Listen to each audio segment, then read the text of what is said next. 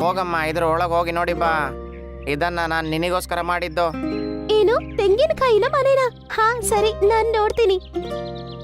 ಹಂಗಂತ ಹೇಳಿ ಆ ಪಕ್ಷಿ ಒಳಗಡೆ ಹೋಗಿ ಆ ಮನೆನ ನೋಡುತ್ತೆ. ಅರೆ ವಾ, ಈ ಮನೆ ತುಂಬಾ ಚೆನ್ನಾಗಿದೆ, ಬೆಳ್ಳಕ್ಕಿದೆ ಮತ್ತೆ ತುಂಬಾ ಸ್ಮೂತ್ ಆಗಿದೆ. ಇದ್ರಲ್ಲಿ ಮಲ್ಕೊಳಕ್ಕೂ ಸಹ ಚೆನ್ನಾಗಿರುತ್ತೆ. ಹಂಗಂತ ಹೇಳ್ತಿರೋದು ಹುಡ್ಪಿಕರ್ಗೆ ಆಚೆನೂ ಕೇಳಿಸ್ಬಿಡುತ್ತೆ. ಅರೆ ವಾ, ನಾನಂತೂ ಸೊಲ್ಯೂಷನ್ ಕಂಡುಹಿಡಿದ್ಬಿಟ್ಟೆ. ನಾನು ಈ ಥರ ತುಂಬ ಮನೆ ಮಾಡ್ತೀನಿ, ಇದರಿಂದಲೇ ಬಿಸ್ನೆಸ್ ಸ್ಟಾರ್ಟ್ ಮಾಡ್ತೀನಿ.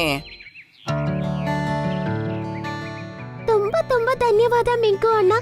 ಆದ್ರೆ ಇದನ್ನ ಯಾವ್ದಾದ್ರೂ ಮರಕ್ಕೆ ಕಟ್ಬೇಕು, ಇಲ್ಲಾಂದ್ರೆ ನಾವ್ ಜೀವಿಸಕ್ಕಾಗೋದಿಲ್ಲ. ಭೂಮಿ ಮೇಲೆ ಇದ್ರೆ ನಮ್ಮ ಪ್ರಾಣಕ್ಕೆ ಇದರಿಂದ ಅಪಾಯ ಆಗತ್ತೆ. ಅಂದರೆ ನಾನು ಇದನ್ನು ಈಗ ಮರಕ್ಕೆ ಕಟ್ಟೋ ರೀತಿ ಏನಾದರೂ ವ್ಯವಸ್ಥೆನ ಮಾಡಬೇಕು. ಆಗ ಒಂದು ಹದ್ದು ಆ ಕಡೆಯಿಂದ ಹಾರ್ಕೊಂಡು ಹೋಗ್ತಿರುತ್ತೆ. ನನಗೆ ಯಾವ್ದಾದ್ರು ಕೆಲಸ ಸಿಕ್ಕಿದ್ರೆ ನನ್ನ ಹೆಂಡತಿ ಎದುರು ಹೋಗಿ ನಿಲ್ಬೋದು ನಾನು. ಅವಳಂತೂ ಕ್ಲಿಯರ್ ಆಗಿ ಹೇಳಿದಾಳೆ, ಕೆಲಸ ಸಿಕ್ಕಿಲ್ಲ ಅಂದ್ರೆ ಮನೆಗ್ ಬರ್ಬೇಡ ಅಂತ. ಅದನ್ ಕೇಳಿಸ್ಕೊಂಡಿದ ತಕ್ಷಣ ಮಿಂಕು ಪಕ್ಷಿ ಆ ಹದ್ದನ್ನ ಅಲ್ಲಿಗೆ ಕರೀತಾನೆ. ಹಲೋ ಹದ್ದು, ನಿನಗೋಸ್ಕರ ನನಗೊಂದು ಕೆಲಸ ಇದೆ. ನಾನು ಈ ತೆಂಗಿನಕಾಯಿಂದ ಹಕ್ಕಿಗಳಿಗೆ ಮನೆ ಮಾಡ್ತಾ ಇದ್ದೀನಿ.